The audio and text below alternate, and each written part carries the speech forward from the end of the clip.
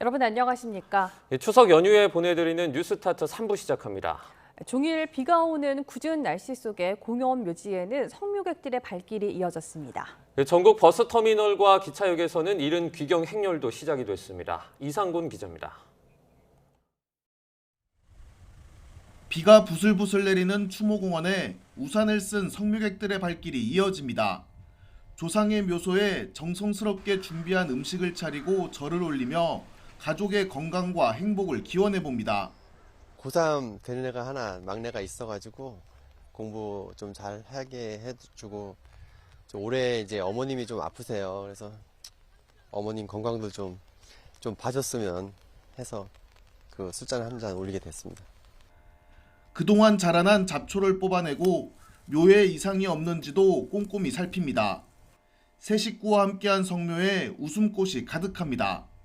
딸아이 결혼하고 처음 맞는 추석이에요.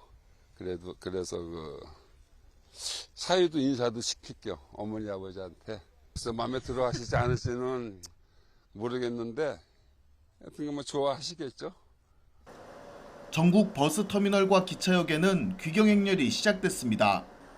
여행용 가방을 끌며 분주히 발걸음을 옮기고 양손에는 고향에 내려올 때보다 더 많은 선물꾸러미가 들렸습니다. 비가 내리는 궂은 날씨에도 고향의 정을 가득 안고 떠나는 귀경객들의 표정은 밝았습니다. 모처럼 만난 가족과 즐거운 시간을 보낸 사람들은 아쉬움을 뒤로 한 채 버스에 몸을 실었습니다.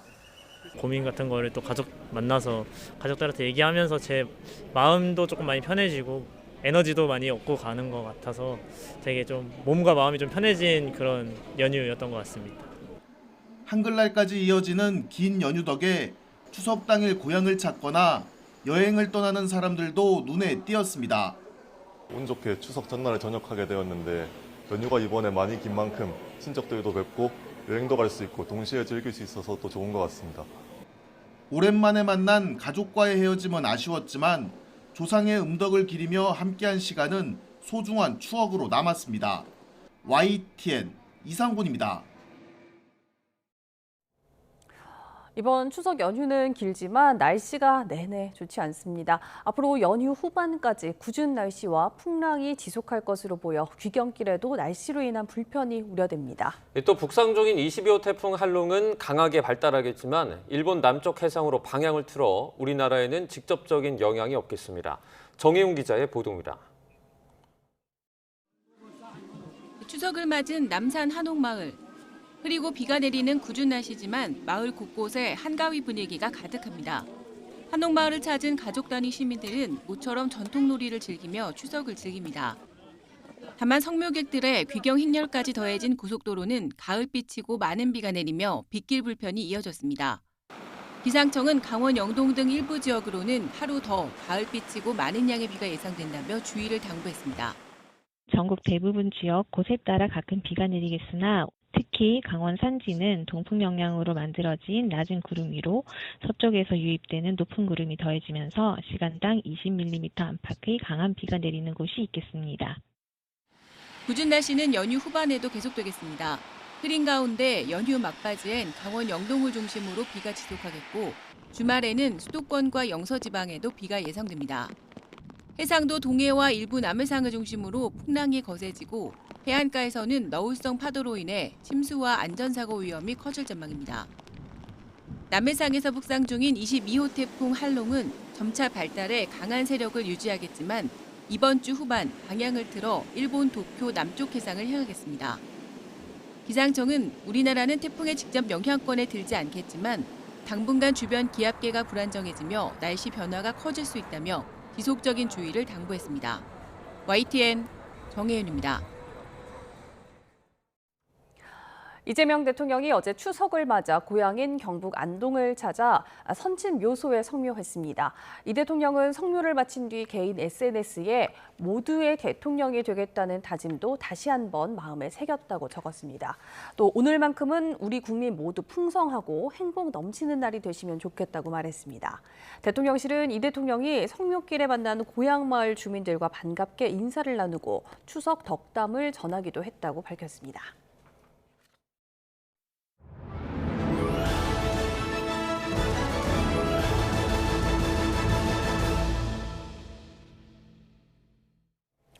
새 정부의 123대 국정과제를 짚어보는 추석 연휴 기획. 오늘은 네 번째 순서로 국토 균형 성장과 기본사회 구축입니다. 이 수도권 집중을 탈피해서 지방을 키우고 국민의 기본적인 삶도 챙기겠다는 건데 추진 방식과 재원이 관건으로 보입니다. 정인용 기자입니다. 이재명 대통령은 취임 첫 달 광주를 시작으로 전국 순회 타운홀 미팅을 본격화했습니다.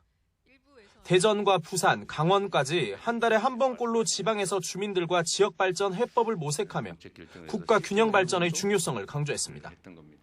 대한민국의 현재 최대 과제는 지속 성장하는 것이고 지속 성장의 가장 큰 토대는 균형 발전입니다.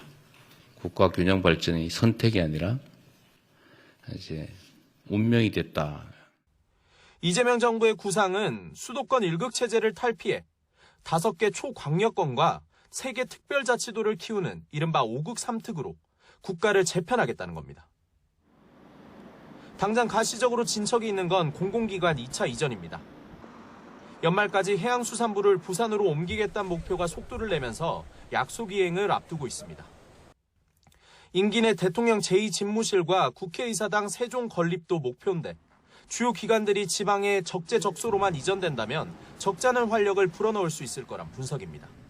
그런 군지평으로 지역 균형 발전을 해야 이게 효과가 있을 거라고 생각이 되고 지역의 어떤 산업들의 어떤 기존의 영역이 큰데 관련된 기관이 들어가주면 더 시너지 효과가 난다든가.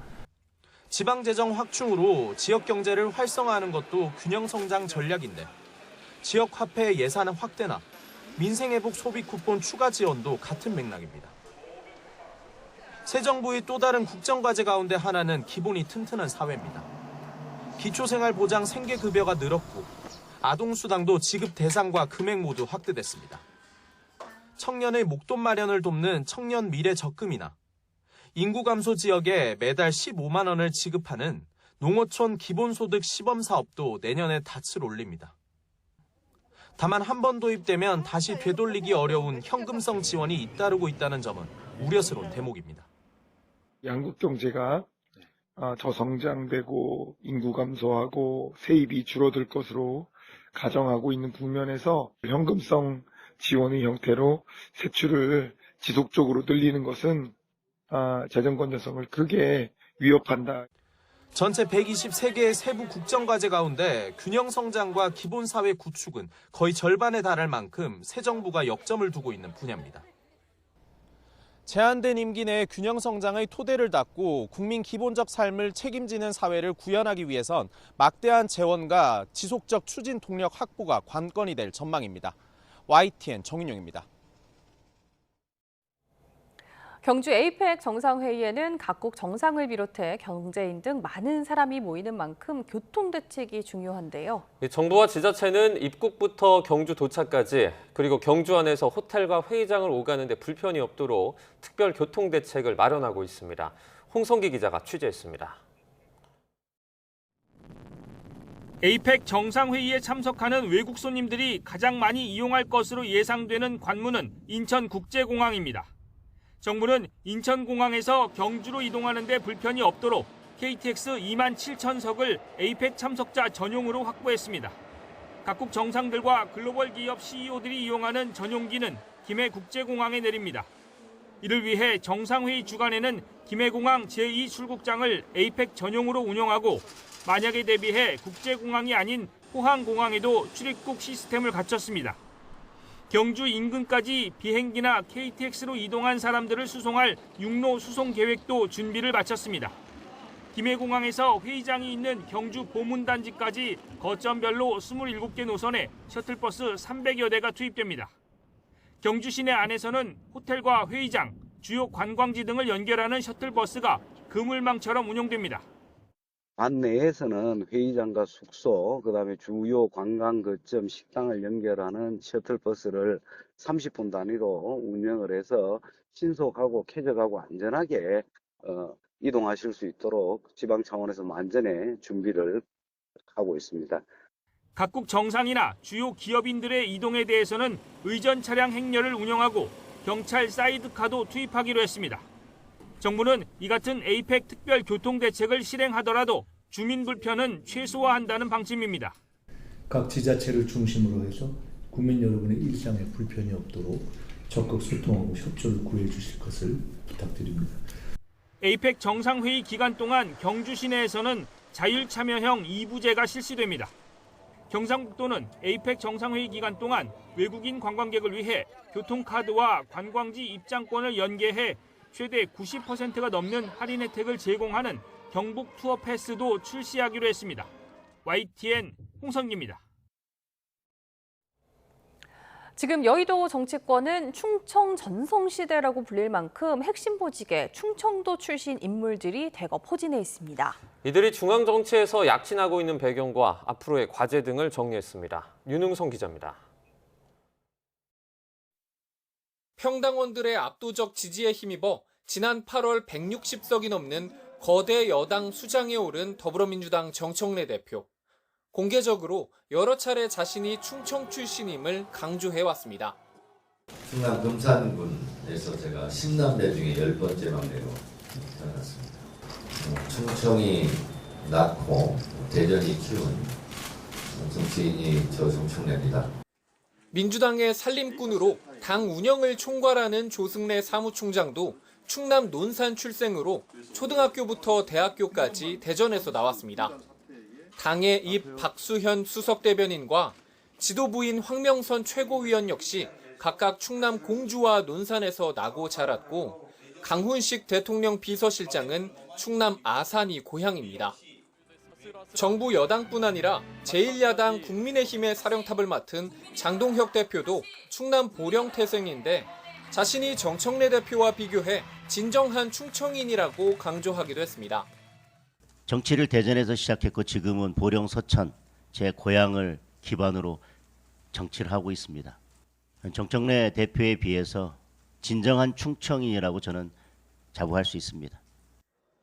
여야를 망라하고 정치권 핵심에 충청 출신 인물들이 이처럼 대거 포진한 건 JP의 자민련 전성기 이후엔 보기 힘든 모습이었습니다.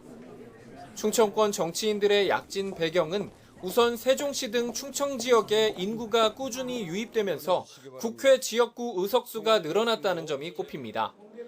중앙 정치 무대에 진출한 충청 정치인들이 늘어나고 그동안의 경륜이 축적된 결과라는 겁니다.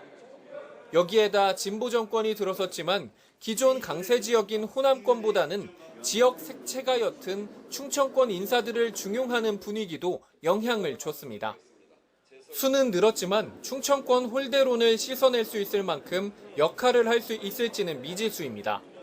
최근 해수부 부산 이전 등을 볼 때 충청권이 주요 국책 사업에서 소외됐다는 지적이 나오고 있어 대통령실과 국회 세종시 이전 등 지역 수건 사업에서 성과가 절실한 상황입니다. 충청권 정치인 약진이 단발성이 아니라 지속 가능성을 갖기 위해선 중앙과 지역 모두에서 실력과 결과로 입증해야 하는 게 필수 과제로 꼽힙니다. YTN 윤홍성입니다.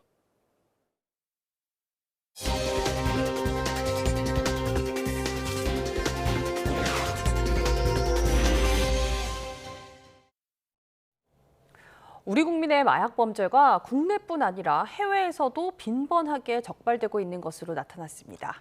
특히 외국에 수감이 된 우리 국민의 범죄 유형 가운데 1위를 기록하고 있는데 최근에는 유럽에서도 한국인 마약 범죄 수감자가 증가하고 있다고 합니다.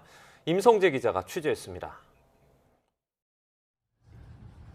지난 4월 태국에서 마약류 600억 원어치를 밀반입해 유통한 한국인 총책이 강제 송환됐습니다. 지난달 캄보디아에서 적발된 한국인 범죄 조직 숙소에서도 마약 100여 정이 발견됐습니다. 국내뿐 아니라 해외에서도 빈번하게 고개를 드는 우리 국민의 마약 범죄. 최근 5년 동안 해외에 수감 중인 한국인들의 범죄 유형 1위를 차지할 정도입니다. 수감 국가마저 다양해지고 있습니다. 과거에는 우리 국민의 마약 범죄가 주로 아시아권에서 적발됐다면 이제는 유럽으로까지 크게 확대된 건데 외교부 통계 자료를 분석해봤더니 우리 국민이 마약 범죄로 수감된 국가는 지난해 19개국에서 올해 상반기 22개국으로 늘어났습니다. 같은 기간 유럽을 기준으로 보면 수감 국가가 3곳에서 6곳으로 증가했고 수감자 비율도 176%나 껑충 뛰었습니다. 장기적으로는 우리나라 안으로 또 퍼질 수 있다는 얘기이기도 하고 마약 근절을 위해서 서로 간의 국가 간 협력이 필요하고 또한 우리 국민들의 경각심도 더 일깨워야 한다는. 마약 청정국가란 수식어가 무색해진 지 오래. 여기서 그치지 않고 K마약범죄라는 오명까지 뒤집어쓰지 않으려면 외교부 등 관계당국이 마약범죄를 저지른 우리 국민의 재범 여부와 재수감 등에 대한 정보를 추적하는 등의 노력도 필요해 보입니다. YTN 임성재입니다. 북한은 민족 명절인 추석보다 사흘 앞으로 다가온 노동당 창건 80주년 경축 분위기를 띄우는 데 주력하고 있습니다. 김정은 국무위원장은 해군 신형 구축하면서 동해와 서해 북방 한계선 일대 지도를 띄워놓고 군사 행보를 이어갔습니다. 나혜인 기자입니다. 추석 당일 북한 주민들이 보는 노동신문엔 북한판 이지스함으로 불리는 신형 구축함 최현호를 찾은 김정은 위원장의 모습이 대서특필됐습니다.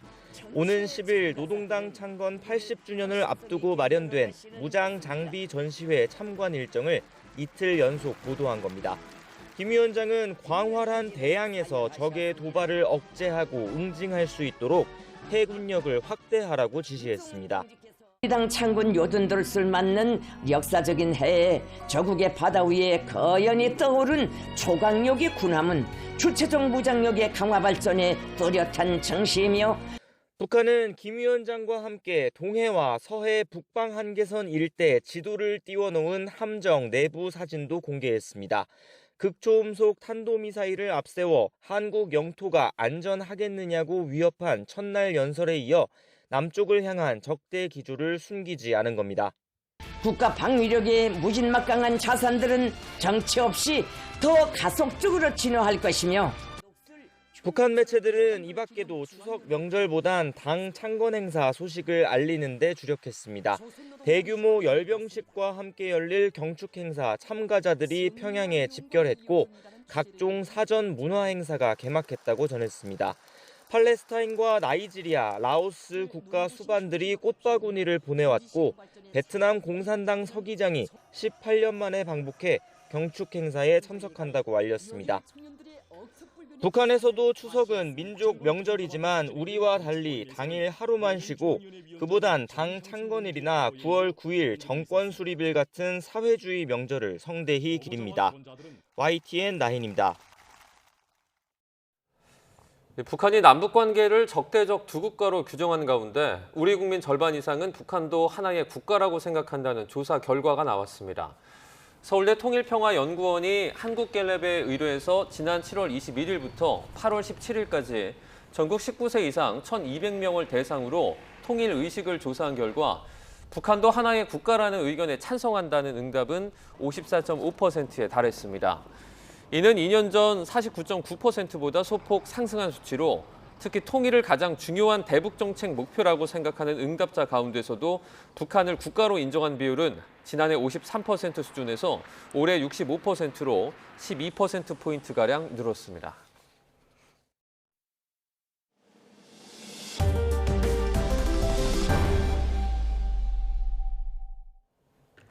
국가정보자원관리원 전산실에서 발생한 불로 가동이 중단된 행정정보 시스템 647개 가운데 157개가 복구됐습니다. 중앙재난안전대책본부는 어제 오후 6시 기준 복구율은 24.26%라고 밝혔습니다. 앞서 어제 낮엔 중앙부처 공무원들이 업무에 사용하는 온나라 문서 시스템이 복구되면서 문서 작성과 메모 보고 사용이 재개됐습니다. 추석 연휴 아들에게 흉기를 휘두른 70대 아버지가 경찰에 붙잡혔습니다. 서울 동대문 경찰서는 그제 살인미수 등 혐의로 70대 남성 A씨를 현행범으로 체포해 조사하고 있습니다. A씨는 그젯밤 10시 반쯤 30대 아들에게 흉기를 휘둘러 다치게 한 혐의를 받고 있습니다. 아들은 병원으로 옮겨졌는데 생명에 지장은 없는 것으로 알려졌습니다. 최근 연이어 터지는 대규모 해킹 사고로 개인정보 유출이 심각해지면서 국민 불안도 커지고 있습니다. 이번 사태를 계기로 다른 선진국처럼 국가 사이버 안보를 전담하는 조직이 필요하다는 목소리도 커지고 있습니다. 김태민 기자입니다. 민감한 개인정보를 다루는 이동통신사와 금융사들의 보안 실태가 적나라하게 드러났습니다.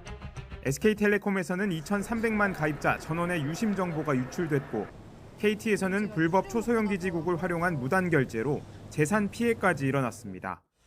중국 등 국제 해커 조직이 벌인 일로 추정할 뿐 구체적 배후는 여전히 오리무중인 사이 우리 국민 정보는 줄줄이 해외로 빠져나갔습니다. 분명히 통신에 관련해서 상당한 지식이 있다는 정도는 유출을 할 수 있는데 이게 KT 직원이나 내부나 이런 정황은 아직까지 확인되지 않았고 수사를 통해서 확인. 해킹 사고 이후 최초 대응 역시 부실했습니다. 자발적인 신고가 있어야 조사가 시작되는 대응 체계 탓에 피해를 쉬쉬하고 늑장 대응하는 일이 반복되면서 결국 정부도 개선에 나섰습니다. 해킹 정황을 확보한 경우에는 기업의 신고 없이도 정부가 철저히 조사할 수 있도록 제도를 개선해 나가면서도 사이버 범죄 정황을 미리 탐지하는 능력도 부족하다는 평가를 받고 있습니다. 해외에서는 일반 해커도 찾아내는 침해 정황을 우리 정부는 뒤늦게 외부 보고서를 통해 파악하고 있다는 지적입니다. 외국의 2명의 해커만도 그것이 못하다라면 사실은 사이버 인텔리전스 능력에 대해서 우리가 충분히 갖고 있는가, 우리가 사전에 탐지할 수 있는 능력을 충분히 확보하고 있는가를 고민해 볼 필요가 있다라고 저는 보고요. 산업은 물론 사회 전반에 걸쳐 사이버 보안의 중요성은 커지고 있지만 부처마다 권한이 제각각이다 보니 대응의 한계를 노출하는 실정입니다. 이에 따라 정치권에서는 다른 선진국처럼 국가 사이버 안보를 전담하는 조직이 필요하다는 목소리가 나오고 있습니다. 국가사이버안보법이 제정이 돼서 범정부 차원의 컨트롤 타워가 만들어진다면 해킹 등에도 좀 더 신속하고 효과적으로 대응할 수 있을 것으로 기대합니다. 정부도 종합적인 위기 대응 체계의 필요성에 공감하고 있는 만큼 최종 대책을 내놓기까지 좀 더 속도감 있는 논의가 필요할 것으로 보입니다. YTN 김태민입니다. 용인시가 관내 거주하는 고령층이 병원에 갈 때 매니저가 동행에 도움을 주는 서비스를 운영하고 있습니다. 장애인이 셀프 주유소에서 편하게 주유할 수 있도록 돕는 시스템도 새로 마련했습니다. 최기정 기자입니다. 거동이 불편한 71살 주영진 씨에게 매주 병원 가는 일은 큰 고민거리였습니다.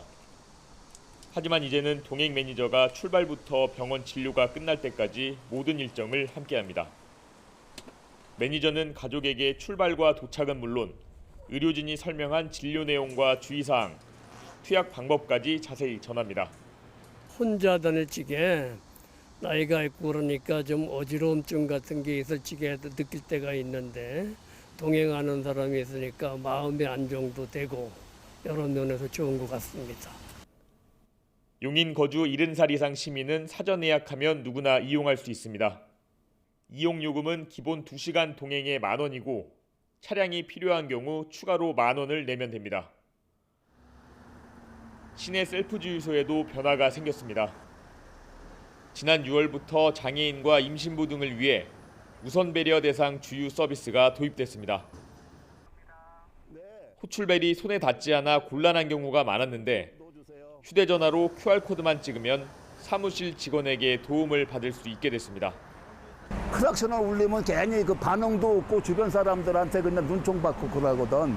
그 안 오면 이제 이거 타고 내려와서 부탁을 하는데 QR로 하면은 아주 좋죠. 주유소 50여 곳이 참여하고 있고 올해 안에 70여 곳까지 확대할 방침입니다. 우리가 많은 기획을 짜낸 끝에 이렇게 셀프 주유소에서 주유 서비스를 해드릴 수 있게 된 것은 참으로 뜻깊고 용인시는 앞으로도 맞춤형 복지 서비스를 통해 생활 속 어려움을 해소하겠다고 밝혔습니다. YTN 최기성입니다. 학교 폭력을 당한 적이 있다는 초등학생이 올해 역대 최고치를 기록했습니다. 말다툼에서 시작해 따돌림의 폭력까지 매일 아이들이 학교에서 맞닥뜨리는 갈등을 현명하게 풀어나가기 위한 다양한 중재 방안이 시도되고 있습니다. 염혜원 기자입니다. 우리나라 초중 고등학생 가운데 2.5%는 학교 폭력 피해를 경험했다고 답했습니다. 특히 초등학생은 5%로 역대 가장 많았습니다. 최근엔 학교폭력위원회에 회부되면 가해자가 피해자를 역으로 신고하는 이른바 맞폭이 많아졌고 아이들 싸움이 어른 싸움으로 번지는 일도 비일비재합니다. 학폭위 처벌이 능사는 아니지만 일선 학교에서 중재 역할까지 맡기엔 역부족인 게 현실입니다. 이런 상황 속에 서울 북부교육지원청에선 3년 전부터 관계가꿈 지원단을 운영하고 있습니다. 학부모 상담사가 피해 학생과 가해 학생, 그 부모들 사이에서 조정에 나서는 건데 지난해 성공률이 87%나 됩니다. 처음에 막 감정이 치솟아 올라요. 그런 다음에는 어디다가 누군가한테 내가 말을 하지 못한다는 게 되게 힘들거든요. 그 타이밍에 저희가 들어가는 거죠. 속 시원하게 다 하다 보면 그 안에서 해답도 찾지만 서로의 연결고리 안에 이게 정말 중요한 거구나라는 게 있는 것 같아요. 학교에선 2차 피해를 우려해 피해자와 가해자를 완전 분리하지만 관계가꿈 지원단은 양쪽의 이야기를 충분히 듣고 접점을 찾아가는 겁니다. 나이 어린 초등학생들에겐 카드를 활용해 사과와 약속을 하도록 돕고 중고등학생들은 속 깊은 이야기를 통해 오해를 푸는 데 방점을 찍습니다. 얘랑 나랑 사이가 안 좋으면 이렇게만 쳐다봐도 째려봤다고 느끼잖아요. 그러니까 이렇게 눈이 마주치면 손을 들어서 이렇게 표시를 한다. 그러면 째려본 건 아니야 이 뜻이야. 그 합의 이행문에 아주 사소하게 그렇게까지 써요. 교육부는 학교 안 갈등 가운데 덜 심각한 사안부터 이 같은 관계 회복 숙려제를 실시하기로 하고 내년 새학기 초등 1, 2학년 학생들부터 도입할 계획입니다. YTN 염혜원입니다.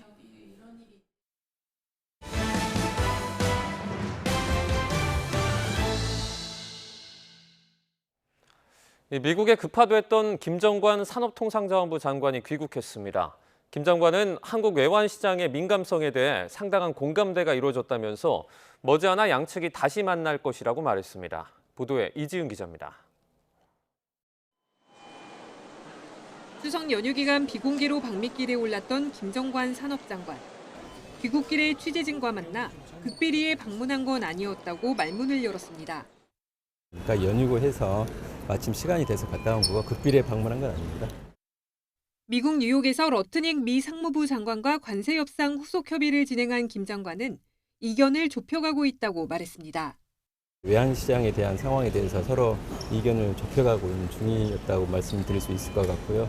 한국의 어떤 딜에서 가지고 있는 외환시장의 민감성이라든지 그런 부분들에 상당한 공감대가 이루어졌다고 생각을 합니다. 우리가 안전판으로 요구한 통화스와프 체결과 관련해서도 공감대가 있었다는 설명입니다. 논의는 있었고요. 진전이라기보다는 상호 간에 어떤 우리 외환시장이 이 딜로 인해서 받는 충격이라든지 영향에 대해서 나름대로 공감대가 있었다고 생각을 합니다. 한미 양국은 지난 7월 말 관세 협상에서 상호 관세를 15%로 낮추고 3,500억 달러 규모의 대미 투자 패키지를 시행하기로 합의했지만 구속 협의에 난항을 겪고 있습니다.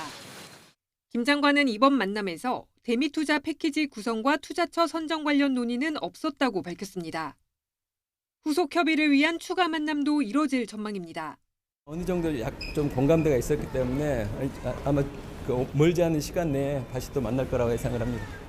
김 장관은 트럼프 미국 대통령이 이달 말 에이펙 참석을 위해 방한하기 전에 한미 양국의 협의가 있을 가능성이 높다고 밝혔습니다. YTN 이지은입니다. 미국 연방정부의 셧다운, 일시적 업무정지 사태가 지속되면서 트럼프 대통령이 선포했던 관세 부과 조치가 연기되고 있습니다. 트럼프 대통령은 관세로 갈등 중이던 룰라 브라질 대통령, 카니 캐나다 총리와 곧 정상회담을 열기로 하는 등 무역전쟁, 전열 재정비에 들어갔습니다. 뉴욕에서 이승윤 특파원입니다.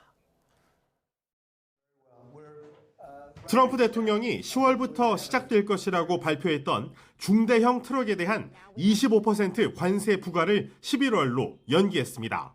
의약품에 대한 100% 관세도 기업들과의 협상을 이유로 연기했고 역시 10월부터 부과한다던 가구 등에 대한 관세도 연기된 것으로 보입니다. 셧다운 사태로 정치권은 물론 주식시장과 국민 여론이 민감해진 상황에서 정치적, 경제적 부담을 줄이기 위한 노림수로 풀이됩니다. 실제로 셧다운 사태 이후 달러화가 흔들리면서 안전자산인 금과 대체 자산인 비트코인 가격은 연일 사상 최고치를 경신하는 상황.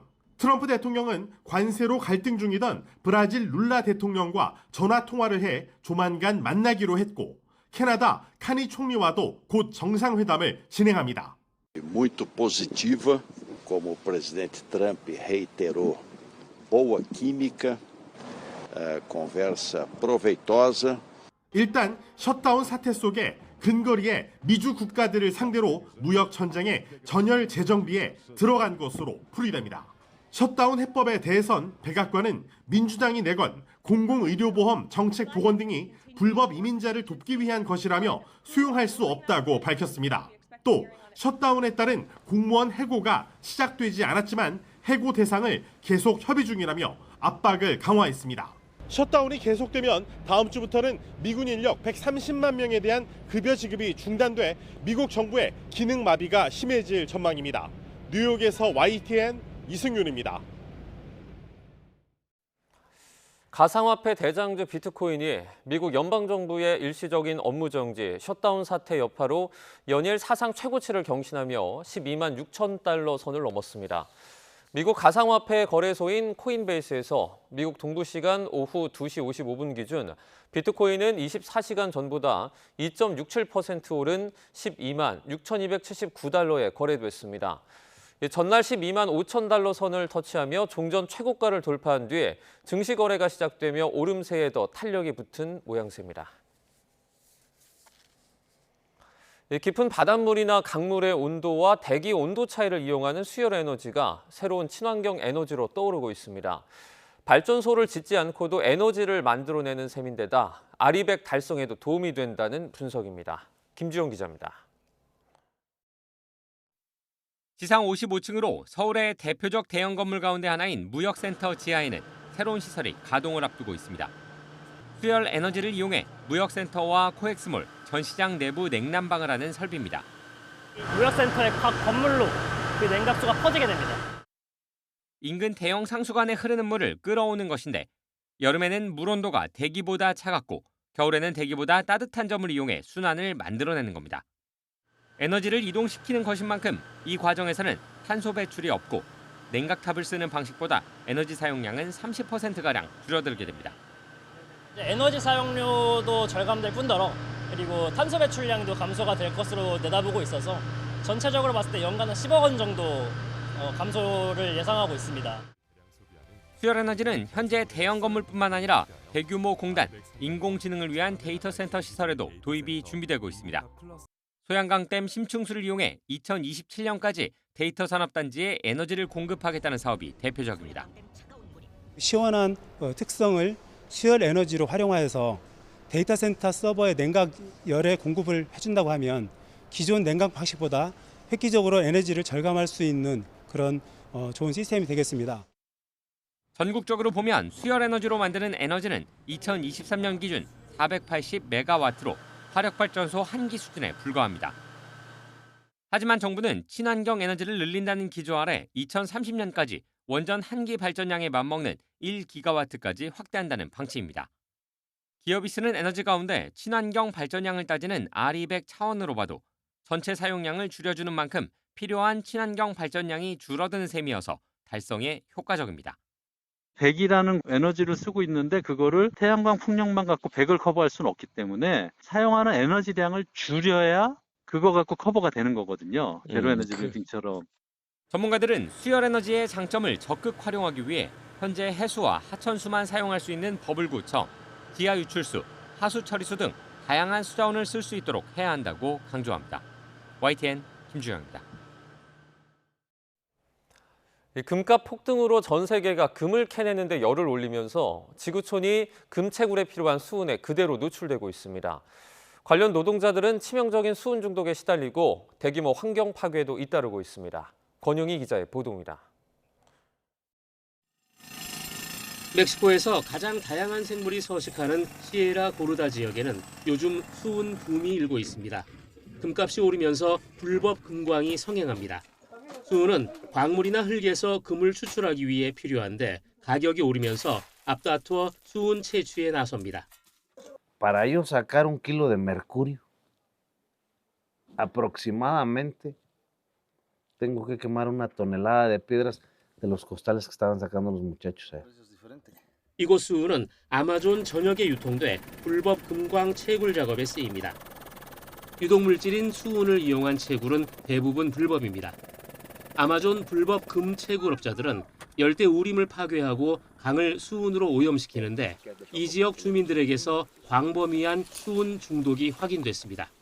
También tiene afectaciones a la salud ambiental porque se puede depositar en el suelo, en el agua y en el aire, debido a las evaporaciones de mercurio en el momento de su proceso. 세네갈에서 금이 많이 나는 케두구 지역에선 수은 사용이 일상화돼 있습니다. 주민들은 금을 찾기 위해 하루 종일 강이나 채석장에서 해적물 더미를 씻습니다. 아무런 보호 장구 없이 수은을 다룹니다. Parce que menu ba halin kan isa jele xam maskini ne du nungul maskini ise ne du nungul pour sisi kan du nungul hal ni aje bokede kule ga ke baket 채굴이 끝나면 찌꺼기를 수로에 버리기 때문에 생활용수는 수은에 심각하게 오염돼 있습니다. Mais quand on prend le mercure, ça peut être des années. Tu ne sens pas que tu as déjà. C'est après que les conséquences qui créent, c'est ça. 세계 경제의 불확실성 속에 안전자산 금에 대한 수요는 계속 늘어나고 있습니다. 채굴업자들의 수은 수요도 마찬가지여서 지구촌의 수은 중독이 더욱 가속화될 전망입니다. YTN 권영입니다.